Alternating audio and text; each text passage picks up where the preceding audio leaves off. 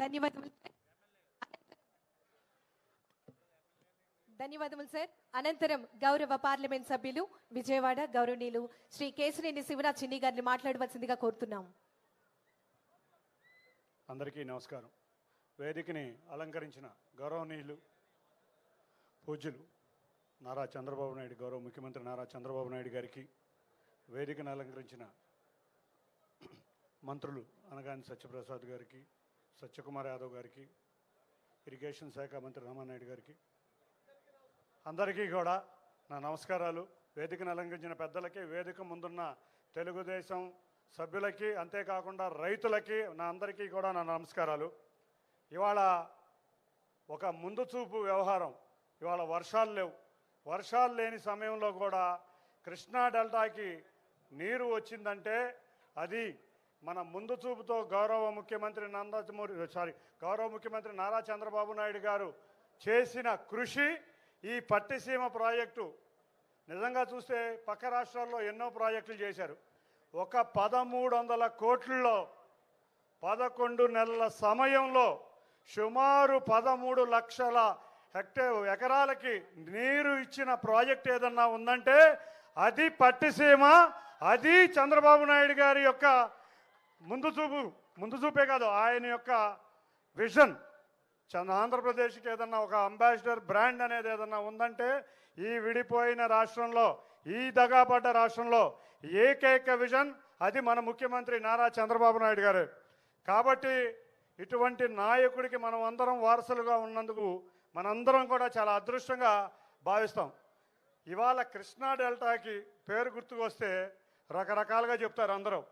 కానీ గౌరవ ముఖ్యమంత్రి గారి ఆధ్వర్యంలోనే ఆ రోజు పులిచింతల కార్యక్రమం జరిగింది, మళ్ళీ పట్టిసీమ కార్యక్రమం కూడా జరిగిందంటే అది నారా చంద్రబాబు నాయుడు గారి నాయకత్వంలోనే. అంతేకాకుండా రేపు చింతలపూడి కూడా ఆయన చేతుల మీదుగానే కార్యక్రమం ప్రారంభించుకుని ఇవాళ కృష్ణా జలాలు సద్వినియోగం చేసుకునే అవకాశం వారి ఒక్కరి వల్లే వచ్చింది. ఈ జిల్లాకు కానీ, గుంటూరు జిల్లాకు కానీ, కృష్ణా డెల్టాకు కానీ ఎవరన్నా ఏదన్నా చేశారంటే అది ముందుకు వచ్చే పేరే అది నారా చంద్రబాబు నాయుడు గారిని ఘంటాపథంగా తెలియజేసుకుంటాం.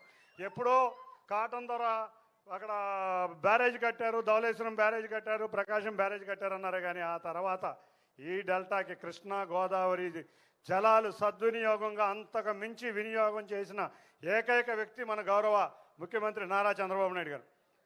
విజయవాడ నియోజకవర్గంలో కేఎల్ రావు అంటే ఒక బ్రాండ్. అటువంటి నియోజకవర్గంలో నాకు కూడా అవకాశం ఇచ్చారు. ఆయన సాగునీటి ప్రాజెక్టులు ఎప్పుడూ 2 నదులు అన్నీ అనుసంధానం అవ్వాలని ఎంతోమంది చెప్పారు. కానీ ఎవ్వరి వల్ల అవలా. 2014లో విడిపోయిన రాష్ట్రంలో గోదావరి కృష్ణా నదిని కలిపిన దేశంలో ఏకైక వ్యక్తి అది నారా చంద్రబాబు నాయుడు గారని తెలియజేసుకుంటున్నాం. కొంతమంది వచ్చి ఈ మధ్య కొన్ని వేషాలు వేస్తున్నారు. మావిగన్ అంటారు, కన్నీళ్లు కారుస్తూ ఉంటారు. మావిగన్ ఏంట్రా బాబు, మేమందరం రాజధానిలో ఉన్నాం. మా ప్రాంతం అంతా కూడా రాజధాని ప్రాంతమే. మందిగామ జగ్గయ్యపేట నుంచి మొదలుపెట్టి చిలకలూరుపేట దాకా రాజధానిలో భాగమయ్యాం. అంతేగాని మీరేమి ముసలి కన్నీళ్లు కార్చాల్సిన అవసరం లేదు.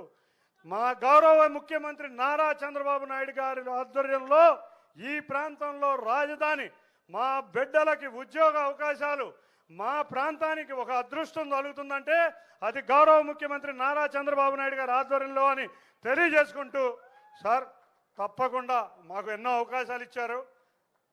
కల్లిబొల్లి మాటలు కొంతమంది చెప్తున్నారు. మేమందరం కూడా మీ ఇచ్చిన అవకాశాలని సద్వినియోగం చేసుకుని ఈ ప్రాంత అభివృద్ధిలో మీ యొక్క ఎంతో కొంత తోడ్పాటిచ్చే విధంగా మీ అడుగుజాడల్లో నడుస్తామని తెలియజేసుకుంటూ ఈ అవకాశం ఇచ్చిన ప్రతి ఒక్కరికి పేరు పేరున ధన్యవాదాలు తెలుపుకుంటున్నాం.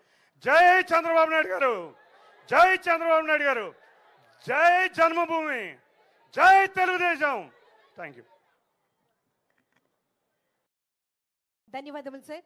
అనంతరం గౌరవ మంత్రివర్యులు జలవనరుల అభివృద్ధి శాఖ గౌరవనీయులు శ్రీ నిమ్మల రామానాయుడు గారిని మాట్లాడవలసిందిగా కోరుతున్నాం.